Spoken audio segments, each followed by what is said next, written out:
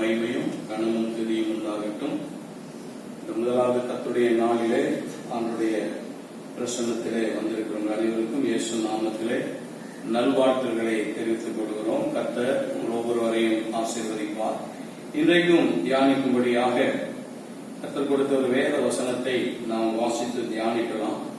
யோவான் எழுதின சுவிசேஷம் 4ஆம் அதிகாரம் 23வது வசனத்தை வாசிக்கலாம். யோவான் 4ஆம் அதிகாரம் 23ஆம் வசனம்.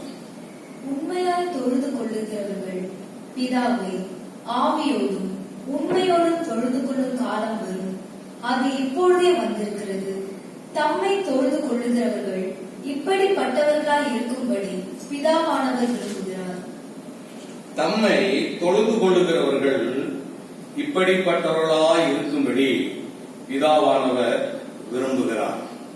ஜெபிக்கலாம். அன்பின் நல்ல பிதாவே, இயேசுவின் பரிசுத்த நாமத்தில் உம்முடைய திருமுகத்தை நோக்கி பார்க்கிறப்பா, இந்த நாளும் நீர் ஆண்டவரே எங்களை உம்முடைய சமூகத்தில் கூட்டி சேர்த்ததுக்காக நன்றி.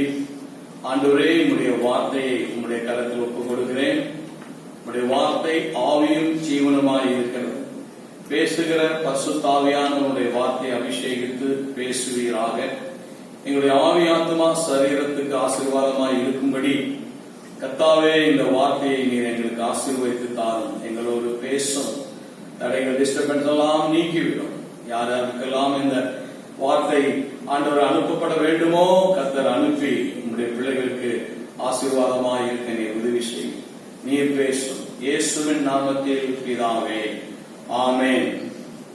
யோவான் 4:23 கடைசி பகுதி இப்படி சொல்லுகிறது. தம்மை தொழுது கொள்கிறவர்கள் இப்படிப்பட்டவர்களாய் இருக்கும்படி பிதாவானவர் விரும்புகிறார். கர்த்தருடைய பரிசுத்த நாமம் மகிமைப்படட்டும்.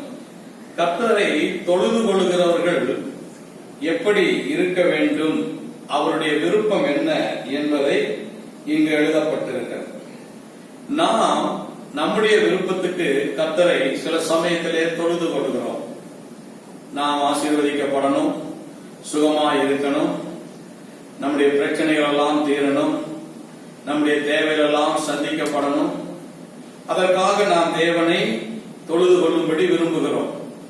கர்த்தரை நாம் தொழுது கொள்ளாமல் இருந்தால் நமக்கு ஏதாவது கஷ்டங்கள் வரும், ஏதாவது பிரச்சனைகள் வரும் என்று சில சமயத்திலே நாம் பயந்து போய் கூட பிதாவை தொழுது கொள்கிறோம். அது நம்முடைய விருப்பம். இன்றைக்கு அப்படித்தான் சிலரெல்லாம் கர்த்தரை தொழுது கொள்கிறவருடைய விருப்பம் அப்படியா இருக்கணும். எங்க கஷ்டம் போகணும், வியாதி நீங்கணும் என்ற விருப்பத்தோடு கர்த்தரை தொழுது கொள்வார்கள். ஆனால் கர்த்தர் விரும்புகிறார், அவரை தொழுது கொள்கிறவர்கள் எப்படி இருக்கணும் அப்படின்னு அவருடைய விருப்பத்தை அவர் எதிர்பார்க்கிறதை காண முடியும். அதனாலதான் இங்க சொல்ற, தம்மை தொழுது கொள்கிறவர்கள் இப்படிப்பட்டவர்களாய் இருக்கும்படி பிதாவானவர் விரும்புகிறார். அப்ப நாம் விரும்புகிறபடி நம்முடைய தேவனை தொழுது கொள்ளாதபடி அவர் விரும்புகிறபடி நாம் அவரை தொழுது கொள்வோமானால் அதுதான் நமக்கு மிகுந்த ஆசீர்வாதமும் நன்மையுமாக இருக்கும். அவர் விரும்புகிறபடி நாம் அவரை தொழுது கொள்ளும் போதுதான் தேவ சித்தமாக இருக்கும். அது நமக்கு மிகுந்த பிரயோஜனமாக இருக்கும்.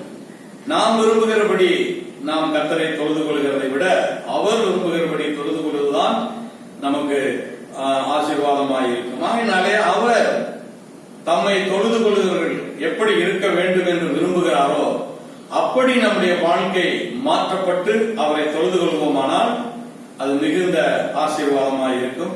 அதனாலே அவரை தொழுது கொள்வர்கள் எப்படி இருக்க வேண்டும் என்று அவருடைய விருப்பம் ஒரு 3 காரியத்தையும், அப்படி தொழுது கொண்டவர்கள் அப்படி தொழுது கொள்ளும் போது அவர்களுக்கு கிடைக்கிற ஒரு 3 ஆசீர்வாதத்தையும் உங்களோடு இன்றைக்கு நான் பகிர்ந்து கொள்ள ஆவியிலே ஏவப்படுகிறேன். அப்ப தம்மை தொழுது கொள்வர்கள் இப்படிப்பட்டவர்களாய் இருக்கிற என்று பிதாவானவர் விரும்புகிறார்னா எப்படி இருக்க வேண்டும்? முதலாவதாக 116ஆம் சங்கீதம் 13வது வசனம். 116ஆம் சங்கீதத்தினுடைய 13வது வசனத்தை வாசிக்கலாம். ரட்சிப்பின் பாத்திரத்தை எடுத்துக்கொண்டு கர்த்தருடைய நாமத்தை தொழுது கொள்வேன். ரட்சிப்பின் பாத்திரத்தை எடுத்துக்கொண்டு கர்த்தருடைய நாமத்தை தொழுது கொள்ளுவேன்.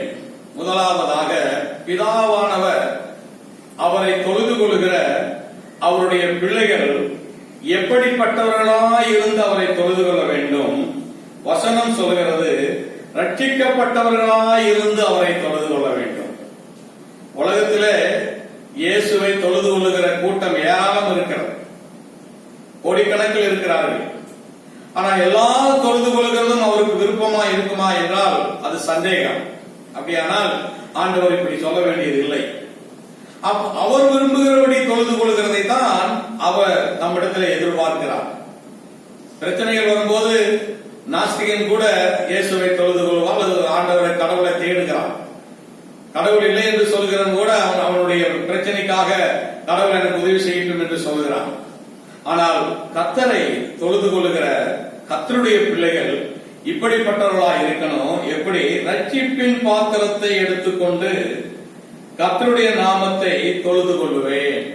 அப்படியானால் ரட்சிக்கப்பட்ட அனுபவத்தோடு, இயேசுவை ஏற்றுக்கொண்ட அனுபவத்தோடு, இயேசுவுக்கென்று தங்கள் வாழ்க்கையை அர்ப்பணிக்கப்பட்டு இயேசுவுக்காகவே நம்மை ஒப்புக் கொடுக்கப்பட்டவர்கள், அவர்களுடைய தொழுது கொள்ளுதல், அவர்களுடைய ஆராதனை, அவர்கள் கர்த்தர் மீது வைத்திருக்கிற விசுவாசம், நம்பிக்கை, அது பிதாவுக்கு விருப்பத்தையும் சந்தோஷத்தையும் மகிழ்ச்சியும் கொடுக்கிறதா இருக்கிறது. அருமையான கர்த்தருடைய பிள்ளைகளே, இந்த செய்தியை கேட்டுக்கொண்டு இருக்கிறவர்களே, நாம் இன்றைக்கு எப்படி கர்த்தரை தொழுது கொள்கிறோம்? நம்முடைய வீடு இன்றைக்கு எப்படி கர்த்தரை தொழுது கொள்கிறது? ரட்சிக்கப்பட்ட நிலையிலே இருந்து நாம் தொழுது கொள்கிறோமா, அல்லது பெயரளவிலே நாம் நம்முடைய விருப்பத்துக்காக தேவனை தொழுது கொள்கிறோமா என்பதை நாம் அறிந்திருக்க வேண்டும்.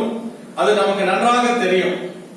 நாம் எப்படி தொழுது கொள்கிறோம்? தேவன் விரும்புகிறபடி தொழுது கொள்ள வேண்டுமானால் மனம் திரும்பி இருக்க வேண்டும், ரட்சிக்கப்பட்டிருக்க வேண்டும், தண்ணீரிலே மூழ்கி ஞானஸ்நானம் எடுத்திருக்க வேண்டும், பரிசுத்த ஆவியினால் அபிஷேகம் பெற்று பரிசுத்தத்தோடு வாழுகிறவர்கள் தேவனை பிரியப்படுத்துகிறது, தேவனுடைய விருப்பத்தை நிறைவேற்றுகிற அந்த ஒரு மகிமையான வாழ்க்கையில் இருந்து கர்த்தரை தொழுது கொள்கிறார்கள்.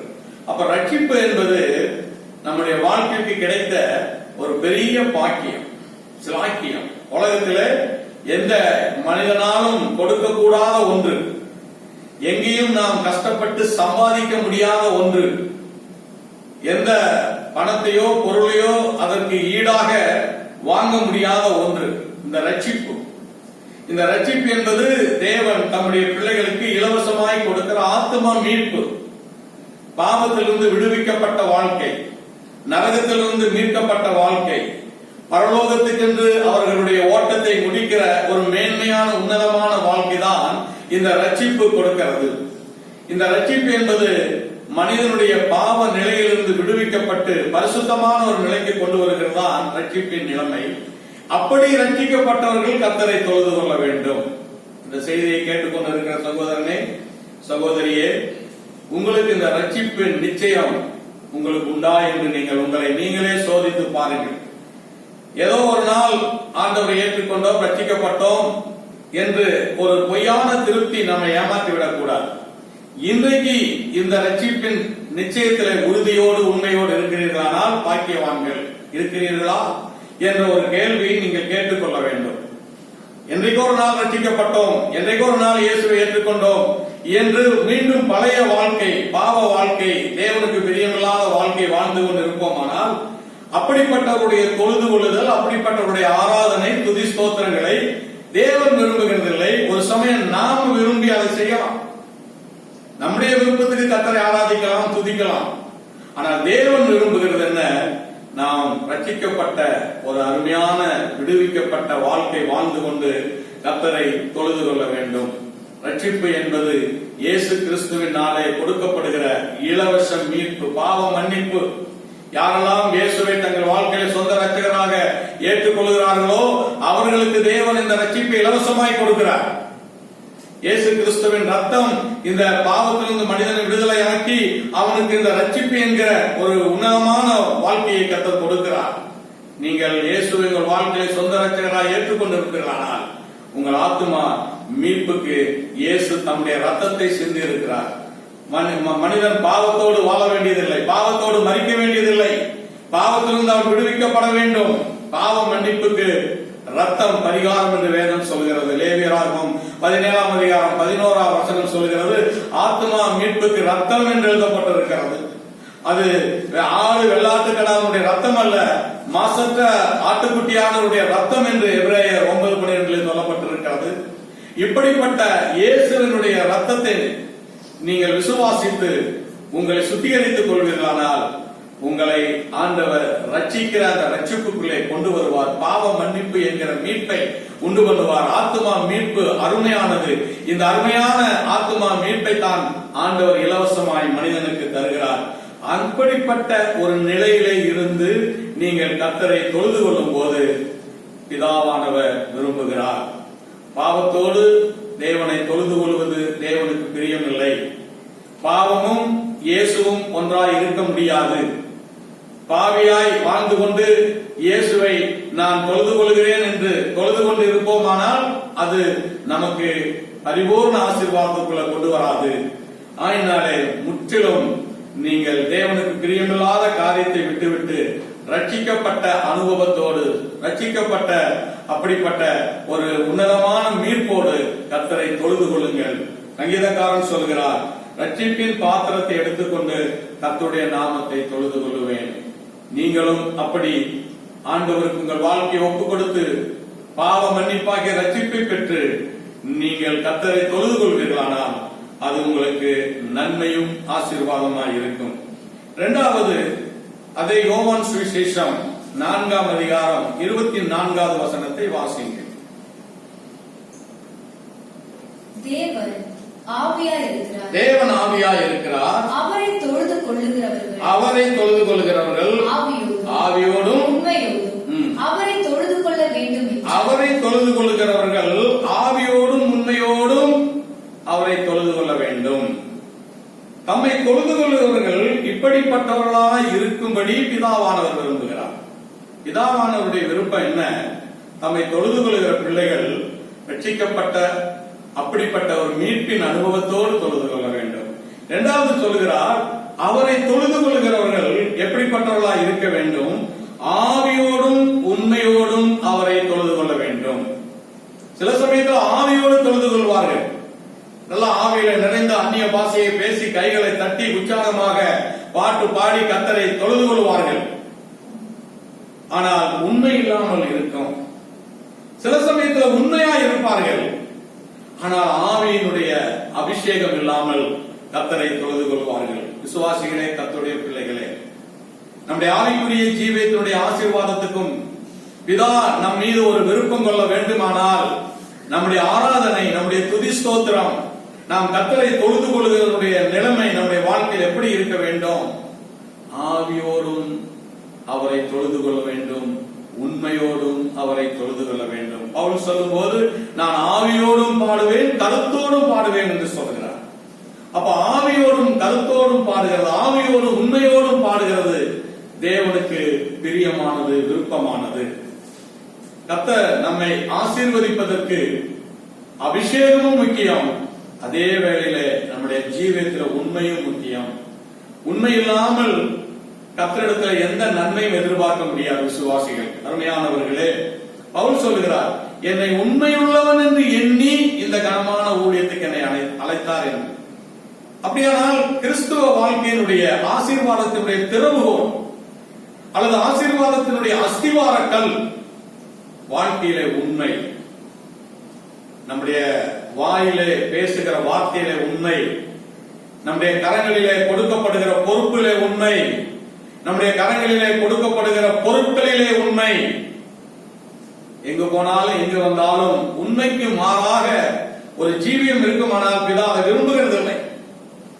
பொய்யை சொல்லுவோமானால் பிதாவினுடைய விருப்பத்துக்கு மாறாக நாம் நடப்போம்.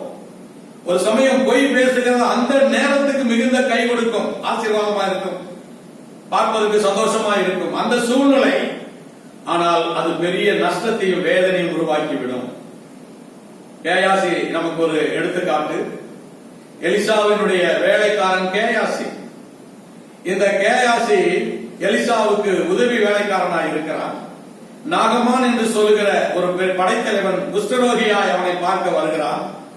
அப்பொழுது அவன் குஷ்டம் நீங்கி அவன் விடுதலை பெற்றுக் கொண்ட போது இந்த நாகமான் எலிசாவுக்கு ஒரு பெரிய காணிக்கை கொண்டு போய் கொடுக்கிறான். எலிசா அதை வாங்க மாட்டேன் என்று சொல்லி திருப்பி அனுப்பி விடுகிறான். ஆனால் கேயாசியோ அவன் பின்னாடியே போய் தேவையில்லாத 3-4 இடத்துல அவன் பொய் சொல்லுகிறதை காண முடிகிறது. இப்பொழுதுதான் தீர்க்கதரிசியின் புத்திரர் வந்தார்கள், அதனால என் எஜமான அனுப்பினார், அதனால மாற்று வஸ்திரம் வேண்டும் என்று சொல்லி அப்படி பொய்யை சொல்லி வாங்கி கொண்டு வந்து அவன் வாழ்ந்தான். ஆனால் எலிசா அதை அறிந்து கொண்டதினாலே கேயாசியினிடத்திலே கேட்டான், எங்க போய் வந்தா என்பது அவன் எல்லாவற்றையும் பொய்யை சொன்னதினாலே நாகமானுக்கு இருந்த குஷ்டரோகம் உன்னை பிடிக்கட்டும் என்று சொல்லி அவன் கேயாசியை சமூகத்தை விட்டு குஷ்டரோகத்தோடு வெளியே போனான். காரணம் என்ன? உண்மை இல்லாத ஒன்று. விசுவாசிகளே, கர்த்தருடைய பிள்ளைகளே, ஆவிக்குரிய வாழ்க்கையிலே கிறிஸ்துவை நம்பி இருக்கிற பிதாவினுடைய விருப்பம் என்ன? நாம் கர்த்தரை தொழுது கொள்கிற பொழுது நம்முடைய வாழ்க்கையில அபிஷேகம் மாத்திரமல்ல, நம்முடைய ஜீவியத்தில் உண்மை முக்கியம். உண்மை உள்ள மனிதன் பரிபூர்ண ஆசீர்வாதத்தை பெறுவான். ஆபிரகாம் கர்த்தருடைய வீட்டில் உண்மை உள்ளவனாக இருந்தார். மோசே கர்த்தருடைய வீட்டில் உண்மை உள்ளவராக இருந்தார். தானியேல் அவர் உண்மை உள்ளவராக இருந்தால் அவர் மீது குற்றப்படுத்த முடியவில்லை. நாமும் ஆசீர்வதிக்கப்பட வேண்டும். பிதாவுடைய விருப்பத்தை நிறைவேற்ற வேண்டும். நம்முடைய வாழ்க்கையில உண்மையை நாம் கடைபிடித்து நடக்க வேண்டும். நம்முடைய வருமானம், நம்முடைய செலவு, எங்கே போறோம், எங்கே வருகிறோம், அதை நாம் உண்மையாக செயல்படுத்த வேண்டும். மனைவிக்கு தெரியாமல் புருஷன் போகிறது, புருஷனுக்கு தெரியாமல் மனைவி போகிறது, பிள்ளைகளுக்கு தெரியாமல் பெற்றோர் போகிறது, பெற்றோருக்கு தெரியாமல் பிள்ளைகள் போகிறது. ஒளிவு மறைவோடு வாழ்கிற வாழ்க்கை தேவனுக்கு பிரியமானதல்ல. ஒளிவு மறைவென்று திறந்த இருதயத்தோடு உள்ளதை உள்ளதென்றும் இல்லதை இல்லதென்று கர்த்தருக்கு முன்பாய் வாழுகிற உத்தம வாழ்க்கையை தேவன் விரும்புகிறார். அதுதான் சொல்றார், ஆவியோடும் உண்மையோடும் தொழுது கொள்ளுங்கள் என்று. நம்மை தொழுது கொள்ள எப்படிப்பட்டவர்களாக இருக்க வேண்டும்? ஆவியோடும் தொழுது கொள்ள வேண்டும், உண்மையோடும் தொழுது கொள்ள வேண்டும். உண்மை இல்லாதவன் வாழ்க்கையில எந்த ஒரு நன்மையும் எதிர்பார்க்க முடியாது. கொஞ்சத்திலே உண்மையா இருந்தால் அநேகத்தின் மேல் உன்னை அதிகாரியாய் வைப்பேன் என்று சொல்கிறார். அருமையான இந்த செய்தியை கேட்டுக்கொண்டிருக்கிற சபையை விசுவாசிகளே, நாம் இந்த பூமியில கொஞ்ச காலம் வாழ போகிறோம். அதற்காக நாம் எதையும் பொய்யாகவோ அல்லது கற்பனையின் காரியத்திலே செய்து தேவனுடைய மனதை வேதனைப்படுத்தி விடாதபடி நமக்கு கொடுக்கப்பட்ட காலத்திலே கர்த்தருக்கு முன்பாக உண்மையோடு வாழுங்கள், உண்மையோடு பேசுங்கள், உண்மையாய் எல்லாவற்றையும் செய்யுங்கள். குடும்பத்திலே உண்மையாயிருங்கள், வேலை ஸ்தலத்தில் உண்மையாயிருங்கள், உங்கள் அதிகாரிக்கு முன்பாய் உண்மையாயிருங்கள், ஆவிக்குரிய ஜீவத்திலே ஜெபத்திலே வேத வாசிப்பிலே உண்மையாயிருங்கள். கர்த்தருக்கு முன்பாக உங்களுடைய இருதயம் திறந்த ஒரு வெளிச்சமாய் வாழ கற்றுக்கொள்ளுங்கள். இதா விரும்புவார். மனிதன் விரும்பாமல் போலாம். ஒரு சமயம் மக்கள் நம்மை வெறுக்கலாம். நம்முடைய உண்மை தன்மையை கண்டு மற்றவர்கள் நம்மை குறை சொல்லலாம். கவலைப்பட வேண்டியதில்லை. மனிதனுக்காக நம்ம வாழ போகிறதில்லை. நமக்கு கொடுக்கப்பட்ட நாட்களிலே கர்த்தருக்கு முன்பாக, இயேசுவுக்கு முன்பாக அவரை தொழுது கொள்கிற நீங்கள் ஆவியோடும் தொழுது கொள்ளுங்கள், உண்மையோடும் தொழுது கொள்ளுங்கள். கர்த்தர் அது உங்கள் மீது விருப்பத்தையும் பிரியத்தையும் உண்டு பண்ணுகிறதா இருக்கும். கர்த்தருடைய பரிசுத்த நாமத்துக்கு மகிமை உண்டாகட்டும். மூன்றாவதாக, தம்மை தொழுது கொள்கிறவர்கள் இப்படிப்பட்டவர்களாய் இருக்க வேண்டும் என்று சொல்லி அவர் விரும்புகிறதை நாம் காண முடிகிறது. கர்த்தருக்கு ஸ்தோத்திரம். ஒரு வசனத்தை வாசிக்கலாம். 96ஆம் சங்கீதம் 9வது வசனத்தை வாசிங்கள். பரிசுத்த அலங்காரத்துடனே கர்த்தரை தொழுது கொள்ளுங்கள். பூலோகத்தாரே, நீங்கள் யாவரும் அவருக்கு முன்பாக நடங்குங்கள். நம்மை தொழுது கொள்ளுகிறவர்கள் இப்படிப்பட்டவர்களாய் இருக்கும்படி பிதாவானவர் விரும்புகிறார். அவரை தொழுது கொள்ளுகிறவர்கள் ரட்சிக்கப்பட்ட ரட்சிப்பின் அனுபவத்தோடு தொழுது கொள்ள வேண்டும். அவரை தொழுது கொள்ளுகிறவர்கள் ஆவியோடும் உண்மையோடும் அவரை தொழுது கொள்ள வேண்டும். மூன்றாவது, பரிசுத்த அலங்காரத்துடனே கர்த்தரை தொழுது கொள்ளுங்கள்.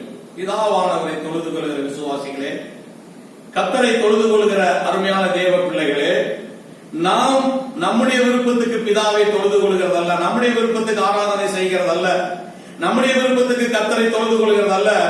தேவன் விரும்புகிற விருப்பத்துக்கு நாம் நம்முடைய ஆராதனை, நம்முடைய துதி சோத்திரம் இருக்குமானால் அது நமக்கு நன்மையை கொடுக்கும், பாக்கியத்தை கொடுக்கும், அது நமக்கு ஆசீர்வாதமாக இருக்கும்.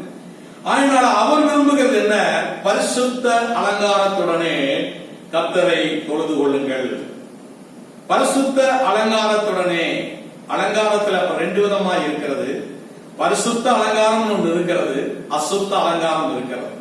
இல்லாவிட்டால் அலங்காரத்துடனே கர்த்தரை தொழுது கொள்ளுங்கள் என்று சொல்லலாம், இல்லாவிட்டால் பரிசுத்தத்தோட கர்த்தரை தொழுது கொள்ளுங்கள் என்று சொல்லலாமே. ஏன் பரிசுத்த அலங்காரத்துடன் என்று சொல்லி? இன்னைக்கு அலங்காரம் அநேகருடைய ஆவிக்குரிய ஜீவியத்துடைய வளர்ச்சியை மட்டுப்படுத்திக் கொண்டிருக்கிறது. ஆவிக்குரிய ஜீவியத்துடைய ஆசீர்வாதத்தை தடுத்துக் கொண்டிருக்கிறது. தேவன் தம்முடைய பிள்ளைகளுக்கு வைத்திருக்கிற எல்லா நன்மைகளையும் அதை கெடுத்துக் கொண்டிருக்கிறது. அலங்காரம் என்கிற ஒன்று உலக பிரகாரமான ஆசாபாசத்தினுடைய காரியங்கள் ஆவிக்குரிய ஜீவியத்துடைய வளர்ச்சியை தடைப்படுத்திக் கொண்டிருக்கிறது. அலங்காரம், உலக அலங்காரம், மாம்சீக அலங்காரம், உலகத்துக்கு ஒத்த வேஷம், இப்படிப்பட்ட அலங்காரத்தோடு நாம் கர்த்தரை தொழுது கொள்வது பிரயோஜனம் இல்லை, பிரயோஜனம் இல்லை. ஒரு சகோதரி பார்த்து ஒருத்தர் கேட்டார்கள், நீங்கள் இதுவரைக்கும் இப்படிப்பட்ட அலங்காரங்கள் எல்லாம் செய்யவில்லையே, நீங்கள் இப்பொழுது இந்த மாதிரி அலங்காரம் செய்கிற காரணம் என்ன என்று.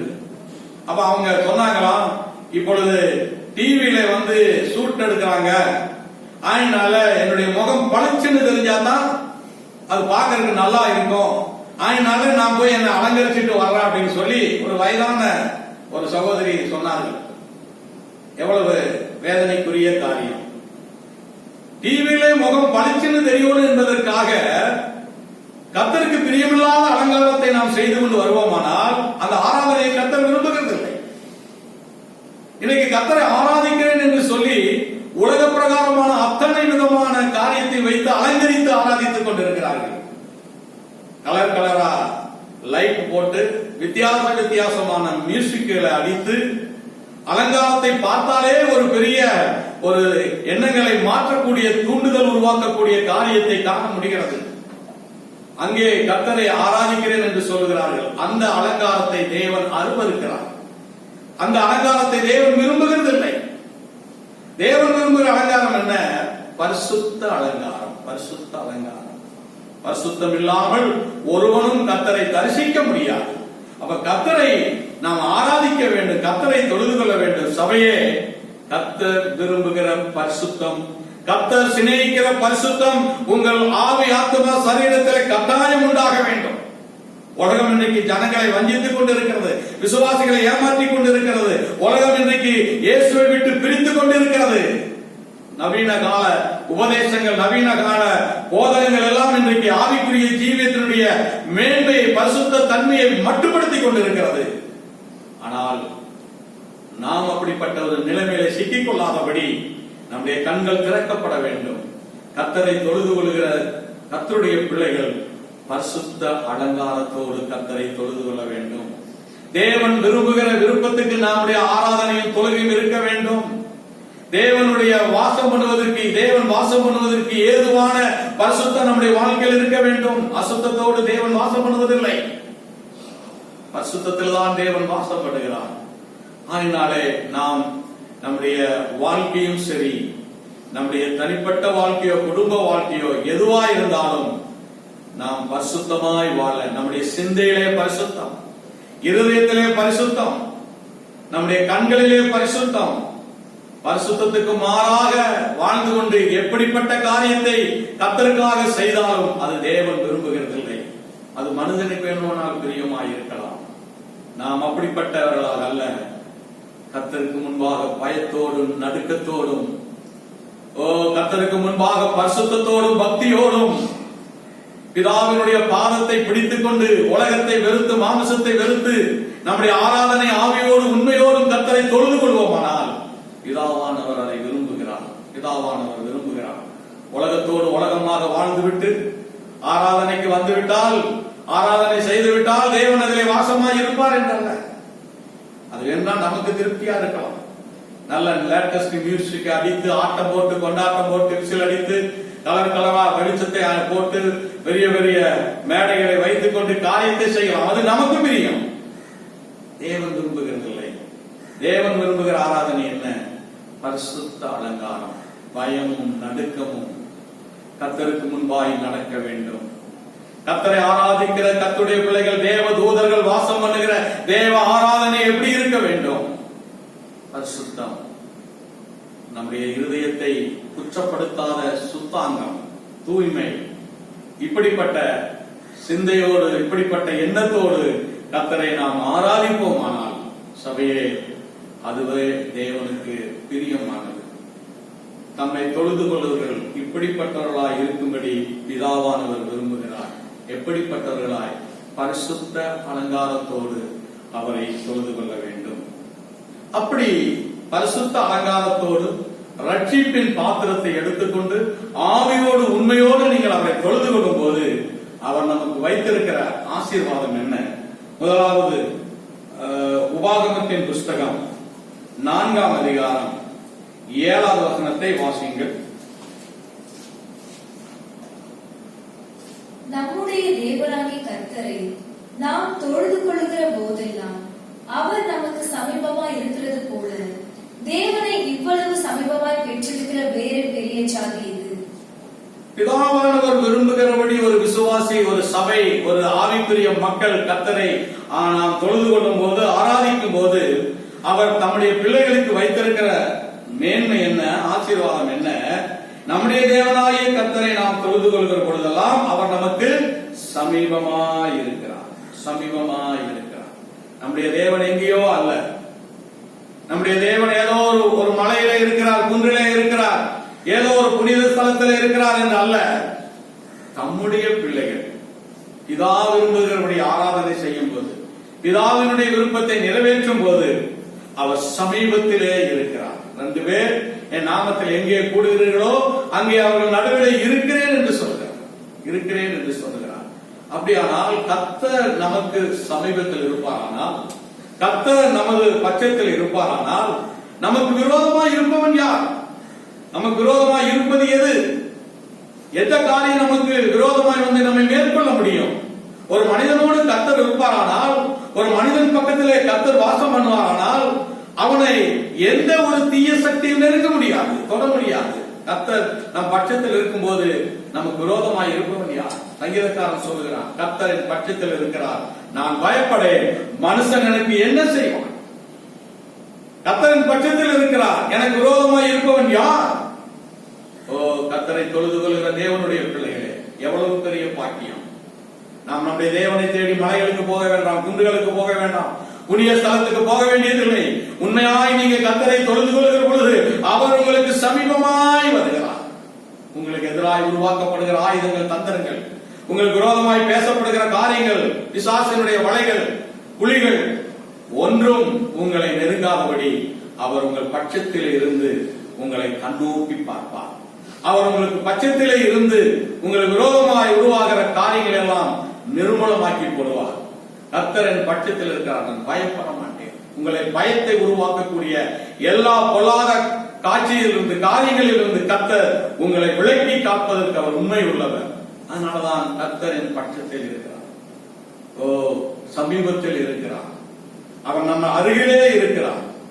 ஒரு மனிதன் அல்ல, ஒரு தலைவன் அல்ல, ஒரு பெரிய ஐஸ்வர்யவான் அல்ல, ஒரு பெரிய பைல்வானும் அல்ல, சர்வ வல்லமையுள்ள தேவன், சகலவற்றையும் உண்டாக்கின கர்த்தர். நீங்கள் உண்மையோடும் ரட்சிப்பின் அனுபவத்தோடும் பரிசுத்தத்தோடும் கர்த்தரை ஆராதிக்கும் போது, அவரை தொழுது கொள்ளும் போது, சகோதரனே சகோதரியே, நீங்கள் யாராய் இருக்கலாம், எங்கே இருக்கலாம், எப்படிப்பட்ட நிலையில் இருக்கலாம். உங்க வீடு ஒரு சின்ன வீடா இருக்கலாம், அது ஒரு குடிசை வீடாய் கூட இருக்கலாம். ஆனால் இயேசு உங்க பக்கத்தில் இருப்பார், இயேசு உங்க அருகில் இருப்பார், இயேசு உங்களோடு இருப்பார்.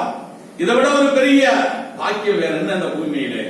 அதுதான் கர்த்தர் நமக்கு வைத்திருக்கிற சிலாக்கியம்.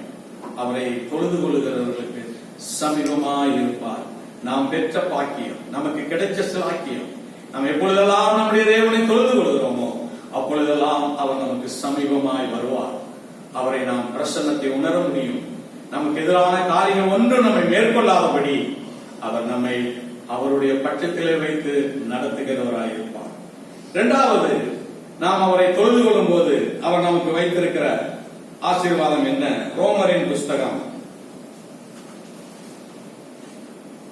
10ஆம் அதிகாரம் 12வது வசனம். யூதன் என்றும் கிரேக்கன் என்றும் வித்தியாசமே இல்லை, எல்லாருக்கும் கர்த்தரானவர் எல்லாருக்கும் கர்த்தரானவர் தம்மை தொழுது கொள்ளுகிற யாவருக்கும் தம்மை தொழுது கொள்ளுகிற யாவருக்கும் ஐஸ்வர்ய சம்பன்னராய் இருக்கிறார். எப்படி இருக்கிறாராம்? ஐஸ்வர்ய சம்பன்னராய் இருக்கிறார். விசுவாசிகளே, தம்மை தொழுது கொள்ளுகிறவர்கள் இப்படிப்பட்டவர்களாய் இருக்கும்படி பிதா விரும்புகிறார். அவருடைய விருப்பத்துக்கு நாம் தொழுது கொள்ளும் போது அவர் சொல்கிறார், தம்மை தொழுது கொள்கிறவர் எல்லாருக்கும், கர்த்தரை தொழுது கொள்கிற எல்லாருக்கும் கர்த்தரானவர் தம்மை தொழுது கொள்கிற யாவருக்கும் ஐஸ்வர்ய சம்பன்னராய் இருக்கிறார், ஐஸ்வர்யம் உள்ளவராய் இருக்கிறார். நாம் கர்த்தரை தொழுது கொள்ளும் போது நம்முடைய தரித்திரத்தை நீக்கி, நம்முடைய வறுமையை போக்கி, நம்முடைய இல்லாமையை அகற்றி கர்த்தர் நம்மை ஆசீர்வதித்து ஐஸ்வர்யவானாய் மாற்றுகிறார். கிறிஸ்துவுக்குள் நம்மை உன்னதத்திலே சகல நன்மைகளையும் தந்து ஆசீர்வதிக்கிறார், ஐஸ்வர்யவானாக்கிறார் என்று வேதம் சொல்லுகிறது. அப்ப நம்முடைய தேவன் யார்? ஐஸ்வர்ய சம்பன்னர். அவர் ஏதோ ஒன்றும் இல்லாதவர் அல்ல. வேதம் அப்படி சொல்கிறது. வானத்தையும் பூமியும் சிருஷ்டித்தவர் என்றும் வானத்தையும் பூமியும் உடையவராகிய உன்னதமான தேவன் என்று ஆபிரகாம் சொல்கிறார். நம்முடைய தேவன் யார்? வானத்தையும் பூமியும் சிருஷ்டித்தவரும் வானத்தையும் பூமியும் உடையவராய் உன்னதமான தேவன். வெள்ளியும் பொன்னும் அவருடையது, பூமியும் அது நிறைவும் கர்த்தருடையது. அவ்வளவு பெரிய தேவன், அவ்வளவு ஐஸ்வர்யம் உள்ள தேவன். அந்த தேவனை தொழுது கொள்கிற தம்முடைய பிள்ளைகளை ஒரு ஏழையாகவோ ஒரு வறுமை நிறைந்தவனாகவோ தரித்திரமுள்ளவனாகவோ அல்ல, கர்த்தரை தொழுது கொள்கிற நீங்க உண்மையாய் அவர் விருப்பத்துக்கு தொழுது கொள்கிறானால் ஆண்டவர் உங்கள் வாழ்க்கையை நிச்சயமாய் ஆசீர்வதித்து உயர்த்துவார். அதனாலதான் வேதம் சொல்கிறது, கர்த்தரை நம்பி இருக்கிறவனோ செழிப்பான், செழிப்பான். கர்த்தரை நம்புகிறவன் செழித்திருப்பான். கர்த்தருக்கு பயப்படுகிறவன் தலைத்திருப்பான். தேவன் பொய் சொல்ல மனிதன் அல்ல, மனமாற மனுபுத்திரன் அல்ல. அவர் சொல்ல ஆகும், அவர் கட்டளையிட நிற்கும். அவர் சொன்னதுதான். நீங்கள் அவருக்கு பிரியமாய் அவருடைய வழிகளிலே நடந்தவரை நீங்கள் மகிமைப்படுத்தி வாழ்ந்து கொண்டு ஆராதனை செய்து தொழுது கொள்வீர்களானால் நீங்கள் நிச்சயமாய் இந்த பூமியிலே உங்கள் ஓட்டம் முடியும் போது ஒரு ஐஸ்வர்யவானாய் கர்த்தர் உங்களை முடிப்பார். நீங்கள் ஒரு கடன்காரனாக அல்ல, நீங்கள் ஒரு தரித்திரம் நிறைந்தவர்களாக அல்ல, உங்களுடைய சூழ்நிலையை பார்த்தவர் ஆசீர்வதிக்கிறவர் அல்ல. நீ படிக்கல அதனால உன்னை ஆசீர்வதிக்க மாட்டேன், நீ குடிசை வீட்டில் இருக்கிற அதனால உன்னை நான் ஆசீர்வதிக்க மாட்டேன் என்று அப்படி வெளித்தோட்டத்தை பார்த்து தேவன் ஆசீர்வதிக்கிறவர் அல்ல. அருமையான சபையை விசுவாசிகளே, நீங்க உண்மையாய் அவரை தொழுது கொள்வீர்களானா, பிதா விரும்புகிறபடி அவரை தொழுது கொள்வீர்களானா, அவர் தொழுது கொள்கிற யாவருக்கும் ஐஸ்வர்ய சம்பன்னர். அவர் பட்சவாதம் உள்ளவர் அல்ல, பட்சவாதம் உள்ளவர் அல்ல. அவர் சொன்னதை செய்கிறவர். எத்தனையோ பேர் இன்றைக்கும் எனக்கு தெரியும், பள்ளிக்கூடத்துக்கே போகாமல் கை நாட்டு வைக்கக்கூடியவர்களுடைய வாழ்க்கை மிகுந்த ஆசீர்வாதமாக வைக்கப்பட்டிருக்கிறது, மிகுந்த ஆசீர்வாதமாக வைக்கப்பட்டது. நடந்து ஆராதனைக்கு வந்தவர்கள் அவருடைய முடிவு ஒரு நல்ல காரிலே போய் முடிக்கிறார்கள். ஏன்? கர்த்தர் அவர்களை ஆசீர்வதிக்கிறார். நம்முடைய தேவன் ஒரு நாளும் ஆசீர்வாதத்துக்கு எதிரானவர் அல்ல. நம்முடைய பிள்ளைகளை ஆசீர்வதிக்க வேண்டும் என்று அவர் விரும்புகிறார். இஸ்ரவேலை ஆசீர்வதிப்பது அவருக்கு பிரியம். கர்த்தரை தொழுது கொள்கிறார். அவ்வளவு பேரும் ஆசீர்வாதமாய் இருக்க வேண்டும், கடன் கொடுக்கிறவர்களாக இருக்க வேண்டும், கடன் வாங்குகிறவர்களாக அல்ல. அவர்கள் வாழ்க்கையை உயர்த்த வேண்டும், அவர்கள் இந்த பூமியிலே மேலான ஒரு இடத்தில் இருக்க வேண்டும். ஏன்னா தேவனுடைய வாக்குத்தத்தம். ஆபிரகாமை அழைக்கும் போது கர்த்தர் அழைக்கும் போதே சொன்ன, நான் உன்னை ஆசீர்வதிக்கவே ஆசீர்வதித்து உன்னை பெருகவே பெருக பண்ணுவேன் என்று அப்படிப்பட்ட 7 விதமான ஆசீர்வாதத்தை கொடுத்துதான் ஆபிரகாமை சொல்லித்தான் அழைக்கிறார். தேவன் ஒரு நாளும் ஒருபோதும் வெறுமையாய் அளிக்கிறவர்கள். இஸ்ரவேலர்களை பார்த்து சொன்னார், அந்த ஜனங்கள் ஆசீர்வதிக்கப்பட்டவர்கள் என்று சொன்னார். ஓ விசுவாசிகளே, கர்த்தருடைய பிள்ளைகளே, இயேசுவை நம்பி இருக்கிறவர், இயேசுவை உண்மையோடு தொழுது கொள்கிற நீங்கள் ஒரு நாளும் உங்களை நம்பி நீங்கள் வாழ்கிறதல்ல, கர்த்தரை நம்பி நீங்கள் வாழுகிற பொழுது நிச்சயமாய் தேவன் உங்கள் தரித்திரத்தை நீக்குவார், உங்கள் வறுமையை ஒழிப்பார், உங்கள் கையின் பிரயாசத்தை பெருகப்படுவார். நீங்கள் இருக்கிற நிலையில் அல்ல, உங்களை ஆசீர்வாதத்தின் மேல் ஆசீர்வாதமாய் மாற்றுவார். உண்மை உள்ளவன் பரிபூரண ஆசீர்வாதத்தை பெறுவார். ஒரு நாளும் உங்களை வெறுமையாய் விடுகிறவர் அல்ல, அவர் சொன்னதை செய்கிறவர். அதனால்தான் கர்த்தரானவர் தம்மை தொழுது கொள்கிற யாவருக்கும் ஐஸ்வர்ய சம்பனராய் இருக்கிறார், ஐஸ்வர்ய சம்பனராய் இருக்கிறார். தம்மை தொழுது கொள்கிற கர்த்தரை தொழுகிற எல்லாரையும் அவர் ஆசீர்வதித்து குறைவுகளை நிறைவாக்கி தேவைகளை சந்தித்து நன்மையான ஈவுகளை கொடுத்து இந்த பூமியிலே மேன்மையான ஸ்தானத்தில் வைக்கிற தேவன் தான் நம்முடைய கர்த்தர். சபையே, அவரை தொழுது கொள்ளுகிறவர்கள், அவர் விரும்புகிறபடி நீங்கள் அவரை தொழுது கொள்ளும் போது உங்கள் வாழ்க்கையை கர்த்தர் வாளாக்காமல் தலையாக்குவார். நீங்கள் கீழாகாமல் மேலாவீர்கள். கர்த்தர் உங்களை ஆசீர்வதிப்பார். கடைசியாக ரோமரின் நிருபம்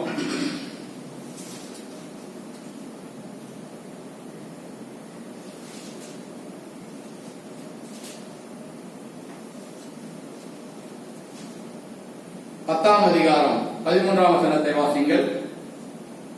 ஆதலால் கர்த்தருடைய நாமத்தை தொழுது கொள்ளுகிற எவனும் ரட்சிக்கப்படுவான். கர்த்தருடைய நாமத்தை தொழுது கொள்ளுகிற எவனும் ரட்சிக்கப்படுவான். முதலிலே சொன்னேன், கர்த்தருடைய ரட்சிப்பின் பாத்திரத்தை எடுத்துக்கொண்டு அவரை தொழுது கொள்வான். அந்த ரட்சிப்பும் இங்க ரட்சிப்பும் ரெண்டும் வித்தியாசமானது. அதுவும் இதுவும் ஒன்றல்ல. வேதத்திலே 7 விதமான ரட்சிப்பை குறித்து இருக்கிறது.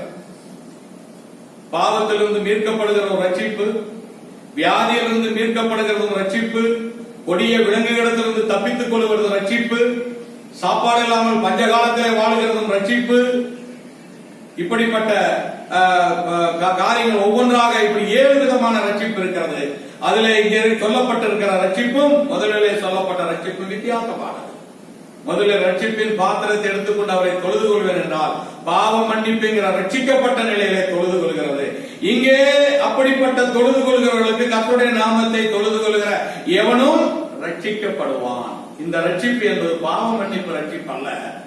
இந்த ரட்சிப்பு என்பது உண்மையோடும் உத்தமத்தோடும் ஆண்டவர் உறுதியாய் பற்றிக் கொண்டு அவருடைய மன விருப்பத்தின்படி அவரை தொழுது கொள்கிற ஒவ்வொருவருக்கும் தேவன் வைத்திருக்கிற உன்னதமான ஒரு ஆசீர்வாதம் தான் இந்த ரட்சிப்பு. என்ன? மார்க் 13:13 இப்படி சொல்லுகிறது, வாசியுங்கள்.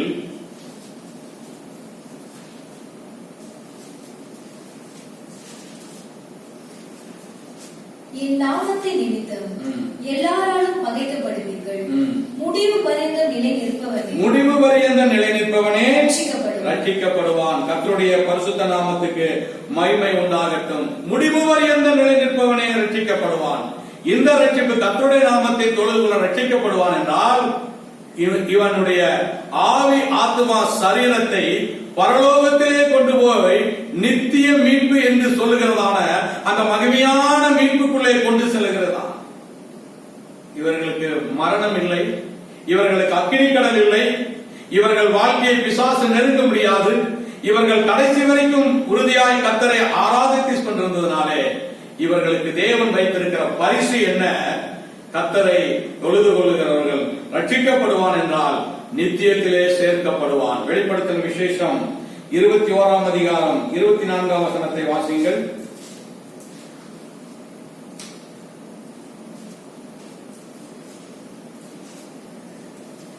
21-24. ரட்சிக்கப்படுகிற ஜனங்கள் அதன் வெளிச்சத்திலே நடப்பார்கள். போதும். ரட்சிக்கப்படுகிற ஜனங்கள் எதன் வெளிச்சத்திலே? பரலோகத்திலே இருக்கிற அந்த மகிமையின் ராஜ்யத்திலே நடப்பார்கள் என்று எடுக்கிறோம். இப்ப ரட்சிக்கப்படாதவனும் அசுத்தனும் தீட்டுள்ளவனும் அதிலே பிரவேசிக்க முடியாது. கர்த்தருக்காக கடைசி பரியந்த முடிவு பரியந்த ரட்சிக்கல நிலைத்து நிற்காதவன் அதிலே பிரவேசிக்க முடியாது. அநேகர் ஆண்டவரை ஏற்றுக்கொண்டு இந்த பூமியில வருவார்கள், பாதியிலே இயேசுவை விட்டு போய் விடுவார்கள், பாதியிலேயே விசுவாசத்தை மறுதலித்து விடுவார்கள். உலக நன்மையை கருதி வருகிறவர்கள், உலக ஆசீர்வாதத்தை எதிர்பார்த்து வருகிறவர்கள், அது அவர்கள் வாழ்க்கையில நிறைவேறின போதோ அல்லது நிறைவேற்றாத போதோ அவர்கள் அதை விட்டு போய்விடுவார்கள். ஆனால் இங்கே சொல்லப்பட்டிருக்கிற ரட்சிப்பு என்ன? முடிவு பரியந்தம் இயேசுவுக்காக உண்மையோடு உத்தமத்தோடு வாழ்ந்து கொண்டு அவரை உறுதியாய் பற்றி கொண்ட தேவ பிள்ளைகளுக்கு தேவன் வைத்திருக்கிற ஒரு மகிமையான ஆசீர்வாதம் தான் ரட்சிக்கப்படுவர்கள் அதற்குள்ளே பிரவேசிப்பார்கள். எதற்குள்ளே? பரலோகத்துக்குள்ளே, மகிமைக்குள்ளே, நித்தியத்துக்குள்ளே, தேவன் வைத்திருக்கிற அந்த மகிமையின் ராஜ்யத்துக்குள்ளே அவர்கள் பிரவேசிப்பார்கள். ரட்சிக்கப்படாதவர்களும் அசுத்தர்களும் தீட்டானவர்களும் அதற்குள் பிரவேசிக்க முடியாது. கர்த்தர் அதை அனுமதிக்க மாட்டார். அப்படியானால் அவரை தொழுது கொள்கிறவர்களுக்கு தேவன் வைத்திருக்கிற பாக்கியம் என்ன? பரலோகம் என்பது மனிதனுக்கு தேவன் உண்டு பண்ணின மகிமையான ஒன்று. இந்த மகிமையான ஒன்றை சாதாரணமான ஒரு நிலையில பெற்றுக்கொள்ள முடியாது. இந்த ரட்சிப்பின் அனுபவத்திலே உறுதியோடு உண்மையோடு நீங்கள் இருப்பீர்களானால் உங்களுடைய முடிவு நீங்கள் நித்தியத்துக்குள்ளே காக்கப்படுவீர்கள். பரிசுத்தத்திலே நீங்கள் வாழ்கிற பொழுது பரலோகத்துக்குள்ளே நீங்கள் காக்கப்படுவீர்கள். ஆவியோடு உண்மையோடு இருக்கும் போது உங்கள் முடிவு நித்திய ராஜ்யத்துக்குள்ளே ஆண்டவர் உங்களை கொண்டு போய் சேர்ப்பார். கர்த்தருடைய நாமத்தை தொழுது கொள்கிறவன் ரட்சிக்கப்படுவான். இந்த ரட்சிப்பு என்பது பாவ மன்னிப்பு ரட்சிப்பு அல்ல. ஒவ்வொருவருக்கு தேவன் வைத்திருக்கிற பரலோகம் என்கிற பாக்கியம் நிறைந்த அந்த பரிசுத்த ஸ்தலத்திலே நித்திய ராஜ்யத்திலே நம்மை கொண்டு போய் சேர்ப்பதுதான் தேவன் நம் மீது வைத்திருக்கிற விருப்பம். தம்மை தொழுது கொள்வர்கள் இப்படிப்பட்டவர்களாய் இருக்கும்படி பிதாவானவர் விரும்புகிறார். எப்படிப்பட்டவர்கள்? ரட்சிப்பின் பாத்திரத்தை எடுத்துக்கொண்டு அவரை தொழுது கொள்ள வேண்டும். உண்மையோடும் ஆவியோடும் அவரை தொழுது கொள்ள வேண்டும். பரிசுத்த அலங்காரத்தோடு அவரை தொழுது கொள்ள வேண்டும். அப்படி அவரை தொழுது கொள்ளுவர்களுக்கு அவர் சமீபமாய் இருக்கிறார். அப்படி அவரை தொழுது கொள்ளுவர்களுக்கு அவர் ஐஸ்வர்ய சம்பன்னராய் இருக்கிறார். அப்படி அவரை தொழுது கொள்ளுவர்களுக்கு நித்தியத்தை சுதந்திரமாய் கொடுக்கும்படி பரிபூர்ண ரட்சிப்புக்குள்ளே நடத்துகிறார். அருமையான சபையை விசுவாசிக்கிறேன். இந்த காலையில இந்த செய்தியை கேட்டுக்கொண்டிருக்கிற நீங்கள் கர்த்தரை எப்படி ஆராதிக்கிறீர்கள், தொழுது கொள்கிறீர்கள்? உங்கள் ஆவிக்குரிய ஜீவியத்தை தேவன் விரும்புகிற வண்ணமாக நீங்கள் செய்து கொண்டிருக்கிறீர்களா? நீங்கள் விரும்புகிற வண்ணமாய் தேவனை தொழுது கொண்டிருக்கிறீர்களா? ஒரு சமயம் நீங்கள் விரும்புகிற வண்ணமாய் தேவனை தொழுது கொள்கிறீர்களா? இன்றைக்கு அதை விட்டுவிட வேண்டும், அதை தள்ளிவிட வேண்டும். இதாவே நீ விரும்புகிறபடி நான் உண்மை தொழுது கொள்ள என்னை ஒப்புக் கொடுக்கிறேன். என் வாழ்க்கையில் இருக்கிற கரைகள், குறைகள், மீறுதல் எல்லாம் நீக்கி இந்த ரட்சிப்பின் பாத்திரத்தை எனக்கு தந்து உண்மை தொழுது கொள்ள எனக்கு உதவி செய்யும். ஆண்டவரே, இடத்தில் இருக்கிற உண்மைக்கேடான காரியங்கள் எல்லாவற்றையும் என்னை விட்டு அகற்றிவிட்டு உண்மையோடு, உறுதியோடு, உத்தமத்தோடு உண்மை தொழுது கொள்ள கிருபை செய்யும். என்னிடத்தில் இருக்கிற எல்லா அசுத்தங்கள், தேவனுக்கு பிறகுமில்லாத உலக அலங்காரங்கள் எல்லாம் நீக்கிவிட்டு பரிசுத்த அலங்காரத்துடனே உம்மை தொழுது கொள்ள உதவி செய்யும் என்று நீங்கள் பிதாவினுடைய விருப்பத்துக்கு ஆராதனை செய்வதற்கு உங்கள் அர்ப்பணிப்பீர்களானால், சபையே விசுவாசிகளே, கர்த்தர் உங்கள் பட்சத்தில் இருப்பார். கர்த்தர் உங்களை ஆசீர்வதிப்பார். கர்த்தர் உங்களை அவருடைய ராஜ்யத்தில் அவரோடு கூட உட்கார பண்ணுவதற்கு அவர் எல்லாவற்றிலும் ஒத்தாசை அனுப்புவார். கண்களை மூடுவோமா? ஆண்டவருடைய சமூகத்தில் நம்மை தாழ்த்துவோம். இந்த புதிய மாதத்தினுடைய முதல் கர்த்தருடைய நாளிலே தேவ சமூகத்தில் இருக்கிற விசுவாசியே, தேவ பிள்ளைகளே, ஏதோ நாட்கள் ஓடட்டும், சூழ்நிலைகள் இப்படி இருக்கிறது என்று சொல்லி அசதியாக, நிர்விசாரமாக அல்ல, பரிசுத்த ஆவியானவர்களோடு இடைபடுவாராக. பரிசுத்த ஆவியானவர்களோடு இடைபடுவாராக. உங்களுடைய இருதயம் பரிசுத்த ஆவியானவருக்கு திறக்கப்படுவதாக. உங்களுடைய ஆவிக்குரிய ஜீவியத்திலே பிதாவினுடைய விருப்பத்தை நிறைவேற்றுவதற்கு ஒரு அர்ப்பணிப்பை உண்டு பண்ணுங்கள். ஏனோ தானோ என்று அல்ல, நாம் பிதா விரும்புகிற அந்த பாதையிலே, அந்த வாழ்க்கையிலே நம்மை அர்ப்பணிப்போமானால் அதுவே உங்களுக்கு நன்மையும் ஆசீர்வாதமாயிருக்கும். கர்த்தரிடத்திலே ஒப்புக் கொடுங்கள். ஆண்டவர் விரும்புகிறதை செய்யுங்கள். அவராலே நீங்கள் ஆசீர்வதிக்கப்படுவீர்கள். அன்பின் பிதாவே, இயேசுவின் விலையேறப்பெற்ற நாமத்தில் உம்முடைய திருப்பாதத்திலே எங்களை தாழ்த்தி நீர் கொடுத்த உம்முடைய வார்த்தையை உம்முடைய சபை மக்களுக்கு ஆண்டவரே இன்றைக்கு நீர் உம்முடைய வார்த்தையை கொண்டு பேசுகிறீர்கள். ஒவ்வொருவரும் உம்முடைய விருப்பத்தை நிறைவேற்றி உம்மை தொழுது கொள்கிற மக்களாய் மாற்றும் அப்பா, சபையாய் மாற்றும். நாங்கள் விரும்புகிறபடி ஆண்டவரே, எங்க விருப்பத்துக்கு நாங்கள் உங்களை ஆராதிக்காதபடி உங்க விருப்பத்துக்கு நாங்கள் உங்களை தொழுது கொண்டு பணிந்து கொள்ள எங்களை ஒப்புக் கொடுக்கிறோம். உலகமோ, மாம்ச காரியங்களோ, சுய கிரிகளோ ஆண்டவரே உம்முடைய விருப்பத்தை மாற்றி போடாதபடி முற்றிலும் ஒப்புக் கொடுக்கிறோம். நீர் எங்களோடு இருந்து உம்மை தொழுது கொள்கிறவர்களுக்கு நீர் என்ன நன்மையை வைத்திருக்கிறீர்களோ அதை இந்த நாளில் இந்த செய்தியை கேட்ட உடைய பிள்ளைகளுடைய வீடுகளிலே, வாழ்க்கையில கர்த்தர் நிறைவாய் பலிக்க பண்ணி ஆசீர்வதித்து எல்லா நன்மைகளையும் பரிபூர்ணமாய் கட்டளையிடும். இயேசுவின் நாமத்தில் தாழ்மையாய் கேட்கிறோம் நல்ல பிதாவே.